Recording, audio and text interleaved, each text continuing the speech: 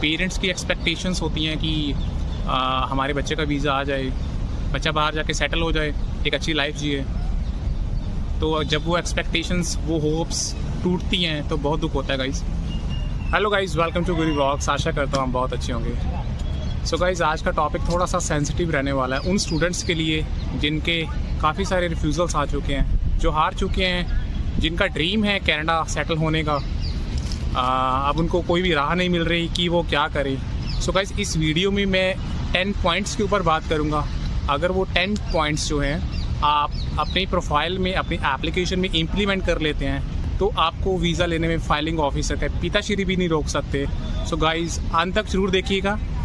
जिन भी सब्सक्राइबर ने या व्यूअर्स ने मेरी लास्ट वीडियो नहीं देखी है कि आप कनाडा में जाकर कैसे सिन नंबर अप्लाई कर सकते हैं, लिंक डिस्क्रिप्शन में है। सो गाइज़, स्टार्ट करते हैं। सो गाइज़, कभी आपने सोचा है कि ये रिफ्यूज़ल आता क्यों है? जो भी रिक्वायरमेंट है वो हमने सारी फुलफ़िल की हैं, चाहे वो आइल्स की रिक्वायरमेंट है, चाहे वो एकेडमिक परसेंटेज की रिक्वायरमेंट है, हमने SOP भी लगा दी है, हमने फाइनेंशियल्स भी लगा दिए हैं, हमने सब कुछ दे दिया है, फिर भी रिफ्यूज़ल्स क्यों? गाइज़, इसके पीछे बहुत सारे रीजंस होते हैं। सो गाइज़, जब किसी स्टूडेंट की रिफ्यूज़ल आती है तो उस रिफ्यूज़ल में जितना कंट्रीब्यूशन एजेंट का होता है उतना ही कंट्रीब्यूशन कहीं ना कहीं स्टूडेंट का भी होता है ना। अब वो कैसे? गाइज़, हम एजेंट को यहाँ पर राइट एंड रॉन्ग प्रूफ नहीं कर सकते, ठीक है। येस, आफ्टर रिफ्यूज़ल हम अपनी प्रोफाइल में क्या क्या चेंजेस कर सकते हैं ताकि हम वीज़ा ले सकें। तो आज हम उसी टॉपिक्स के ऊपर बात करेंगे कि ऐसे कौन कौन से वो 10 मेन पॉइंट्स हैं कि अगर हम उन पॉइंट्स को फॉलो करते हैं तो येस, कहीं ना कहीं वीज़ा लेने में बहुत आसानी हो जाएगी हमें। तो सबसे पहले स्टूडेंट्स को केप्स नोट्स अप्लाई करना चाहिए। गाइज़, ये है क्या केप्स नोट? बहुत सारे स्टूडेंट्स को ये पता ही नहीं है केप्स नोट एक्चुअली होते क्या हैं। सो गाइज़, जो भी कनाडा इमिग्रेशन अथॉरिटी है उन्होंने स्टूडेंट्स को एक राइट दिया हुआ है, अगर आपका रिफ्यूज़ल आता है तो बाय केप्स आप अप्लाई कर सकते हैं। सो गाइज़, केप्स एक ऐसा प्रोसेस है जिसके थ्रू हम चेक कर सकते हैं कि हमारे एजेंट ने फाइलिंग के टाइम पर क्या क्या डॉक्यूमेंट्स लगाए हैं, क्या क्या डॉक्यूमेंट्स नहीं लगाए हैं, जो भी डॉक्यूमेंट्स लगाए हैं वो सही लगाए हैं या नहीं लगाए हैं, या फिर अगर किसी भी पर्टिकुलर रीज़न के कारण अगर हमारा रिफ्यूज़ल आया है तो एम्बेसी ऑफिसर उसका क्या रीज़न मेंशन किया है। सो गाइज़, वो एक प्रॉपर 15 से 16 पेजेस का एक नोट्स होते हैं, हमें वो पढ़ने होते हैं। तो उसमें रीज़न मेंशन किया होता है कि जो एम्बेसी ऑफिसर है वो किस रीज़न से रिफ्यूज़ल दे रहा है। तो गाइज़, GCMC और केप्स नोट अप्लाई करने की जो फीस है, नॉर्मली देखिए वो $5 है। स्टूडेंट्स का कोई भी रिलेटिव वहाँ पर होता नहीं है तो एजेंट इसका भी बेनिफिट उठाते हैं, वो आपसे मुंह मांगी कीमत ले सकते हैं। तो सबसे पहला पॉइंट, आप केप्स नोट ज़रूर अप्लाई कीजिए और अपना रिफ्यूज़ल का क्या रीज़न है जो फाइलिंग ऑफिसर ने मेंशन किया है नोट्स में, वो पहले चेक कीजिएगा। अगर कोई पर्टिकुलर रीज़न है जिसकी वजह से एम्बेसी ऑफिसर ने रिफ्यूज़ल दिया है तो पहले उस रीज़न को पहले जानिए, उसे करेक्ट कीजिए और देन आप फाइल दोबारा से रिपोर्ट कीजिए। इस हम सेकंड पॉइंट पे बात करेंगे। मोस्टली स्टूडेंट्स जो अप्लाई करते हैं वो GTA एरिया प्रेफर करते हैं, ग्रेटर टोरंटो रीजन या एरिया कहते हैं जिसे हमें ब्रम्पटन चाहिए, हमें मिसिसागा चाहिए या हमें टोरंटो चाहिए। सो गाइज़, वो एरियाज़ ऑलरेडी बहुत क्राउडेड हैं, हर एक स्टूडेंट की पहली प्रेफरेंस है। आउट ऑफ 180 to 85 स्टूडेंट्स जो हैं उनकी पहली प्रेफरेंस ही GTA एरिया होती है, और जो रिमेनिंग 15 या 10 या 15 स्टूडेंट्स जो होते हैं आउट ऑफ 100 वो थोड़ा सा रिसर्च करते हैं कि हमें कहाँ अप्लाई करना चाहिए, जहाँ हमें वो अपना फ्यूचर भी देखते हैं कि कहाँ हम इजीली PR ले सकते हैं और हमें उन प्रोविंसेस में अप्लाई करना चाहिए। जो भी वहाँ की बॉडीज़ हैं, इमिग्रेशन बॉडीज़ हैं, वो भी चाहेंगी कि सभी जगह ही डिस्ट्रीब्यूट करना है। सो गाइज़, इसका भी एक बहुत इम्पॉर्टेंट रोल होता है। तो रिफ्यूज़ल के बाद मैं एडवाइस करूँगा कि बिल्कुल GTA एरिया प्रेफर मत कीजिए, आप आउटर एरिया जो रीजनल एरियाज़ होते हैं आप वहीं पर ही अपनी एप्लीकेशन को प्रोसेस कीजिएगा।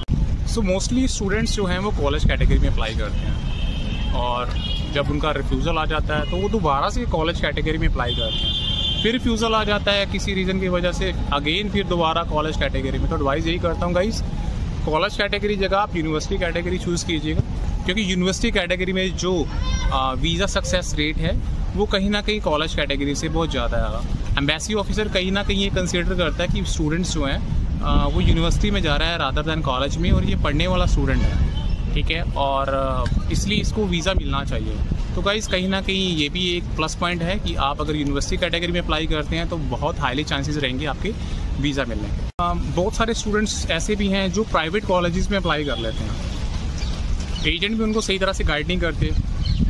पैकेज के केस में वो कि पैसे हमें बाद में देने पड़े आफ्टर वीज़ा, तो गाइस वो भी वीज़ा रिफ्यूज़ल का सबसे बड़ा रीज़न है। तो स्टूडेंट्स को मैं एडवाइस करूँगा कि कम्युनिटी कॉलेजेस जो गवर्नमेंट कॉलेजेस हैं या प्राइवेट यूनिवर्सिटीज़ या गवर्नमेंट यूनिवर्सिटीज़ जिन्हें हम पब्लिक यूनिवर्सिटीज़ भी कहते हैं, तो आप उन्हीं में अप्लाई कीजिए प्लीज़। जो प्राइवेट कॉलेजेस हैं, जो नॉन DLI इंस्टीट्यूट है कनाडा में, आप वहाँ पर बिल्कुल भी एप्लीकेशन प्रोसेस मत कीजिए। जो नेक्स्ट पॉइंट है, मैं स्टूडेंट को एडवाइस करूँगा कि अपनी फ़ाइल जो है वो SDS कैटेगरी में ही अप्लाई कीजिए, नॉन SDS में फ़ाइल अप्लाई मत कीजिए। अगर आप IELTS कर रहे हैं तो 6 ईच फॉर बैचलर्स और या UG प्रोग्राम्स के लिए। अगर आप PG प्रोग्राम्स के लिए जा रहे हैं तो 6.5 नॉट लेस दैन 6 के बिलो अगर आपका स्कोर है तो बिल्कुल भी अप्लाई मत कीजिएगा, क्योंकि नॉन SDS जो प्रोफाइल होती है उसका सक्सेस रेट बहुत कम है, और ये भी एक बहुत बड़ा रिफ्यूज़ल का रीज़न है जो एजेंट आपको नहीं बताते। जो नेक्स्ट मेन पॉइंट है वो हमारा कोर्स रेलेवेंसी। जी हाँ, कोर्स रेलेवेंसी बहुत इंपॉर्टेंट रोल प्ले करती है वीज़ा लेने के लिए।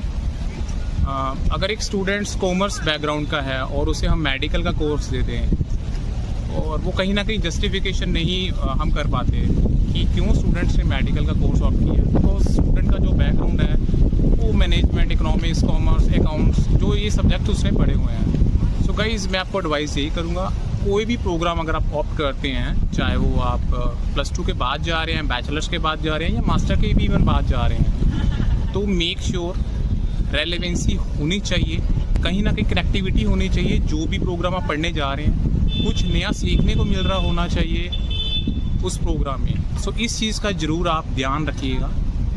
इस जो नेक्स्ट हमारा पॉइंट रहेगा वो रहेगा हमारा क्रेडेंशियल। बिल्कुल, अगर आपके रिफ्यूज़ल्स आ रहे हैं, 1 है, 2 या 3 है या मल्टीपल रिफ्यूज़ल्स हैं, तो गाइज़ आप प्लीज़ डिप्लोमा प्रोग्राम्स को, ग्रेजुएट सर्टिफिकेट प्रोग्राम्स को, पोस्ट ग्रेजुएट डिप्लोमा को या पोस्ट ग्रेजुएट सर्टिफिकेट्स को, मतलब लाइक जो भी हमारे सर्टिफिकेट्स और डिप्लोमा प्रोग्राम्स हैं, हमें उनको नहीं ऑप्ट करना। हमें डिग्री प्रोग्राम के लिए जाना है, हमने बैचलर्स प्रोग्राम के लिए जाना है, हमें मास्टर प्रोग्राम्स के लिए जाना है। सारे गाइस बिल्कुल भी डिप्लोमास को अवॉइड कीजिए, और डिग्री कैटेगरी में जो आपका वीज़ा सक्सेस रेट है वो आपको डिप्लोमा कैटेगरी से ज़्यादा रहेगा, ठीक है, और कहीं ना कहीं आपको पीआर पॉइंट ऑफ व्यू से भी डिग्री के पॉइंट्स ज़्यादा मिलेंगे। टिप नंबर 7 है हमारे गैप डॉक्यूमेंट्स। गैप डॉक्यूमेंट्स में अगर मैं बात करता हूँ, बहुत सारे स्टूडेंट्स हैं या बहुत सारे एजेंट्स हैं, वो सिर्फ आपको लेटर हेड के ऊपर लिख के दे देते हैं कि स्टूडेंट ने इस टाइम से लेके इस टाइम तक इस पोस्ट के लिए काम किया है, जो कि ये इसकी सैलरी थी और ये इसकी जॉब रिस्पॉन्सिबिलिटीज़ थी, और नीचे स्टैम्प लगा देते हैं और अपने साइन कर देते हैं। गाइज अगर आपने काम किया है तो गाइज ऑफर लेटर के साथ साथ आप अपना एक्सपीरियंस लेटर लगाएं, आप अपना अप्रेजर लेटर भी लगा सकते हैं अगर आपकी कोई वहाँ पर अप्रेजल हुई है। इसके अलावा आप सैलरी स्लिप्स यूज़ कर सकते हैं, आप अकाउंट स्टेटमेंट लगा सकते हैं अगर आपकी सैलरी डायरेक्टली अकाउंट में आ रही है गाइज। तो गाइज ये चीज़ें आप गैप प्रूफ के तौर पे यूज़ कर सकते हैं रादर दैन एक जो सिंगल लेटर हेड का पेपर होता है, तो उसको अवॉइड कीजिएगा गाइज। तो कहीं ना कहीं वो भी एक रिफ्यूज़ल का रीज़न बनता है हमारा। तो गाइज अब बात करता हूँ फाइनेंशियल्स के ऊपर। जिन भी स्टूडेंट्स की रिफ्यूज़ल आ जाती है तो नेक्स्ट टाइम वो अपने फाइनेंशियल्स जरूर ऐड करें। जो भी उनके स्पॉन्सर्स पर्सनस हैं उनके अकाउंट में कम से कम 7 से 8 लाख रुपया होना चाहिए, और कम से कम 9 से 10 लाख तक की उनके पास ITR भी होनी चाहिए।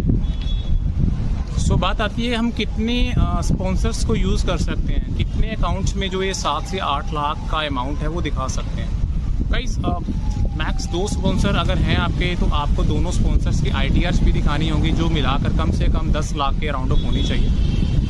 और इसके साथ आप CA रिपोर्ट भी लगा सकते हैं, प्रॉपर्टी वैल्यूएशन रिपोर्ट भी लगा सकते हैं। गाइस ये भी कहीं ना कहीं हेल्प करती है कि आपने 1 साल की फ़ीस पे कर दी है, GIC पे कर दिया है, और आपके पास सेकेंड ईयर्स की जो फ़ीस है वो भी पे करने के लिए आपके अकाउंट में पैसे हैं। जो आपका फाइनेंशियली फैमिली बैकग्राउंड है वो काफ़ी अच्छा है। तो गाइस फाइनेंशियल्स लगाना मत भूलिए। सो गाइस लास्ट में हम बात करेंगे, last but not the least, guys file presentation और SOP।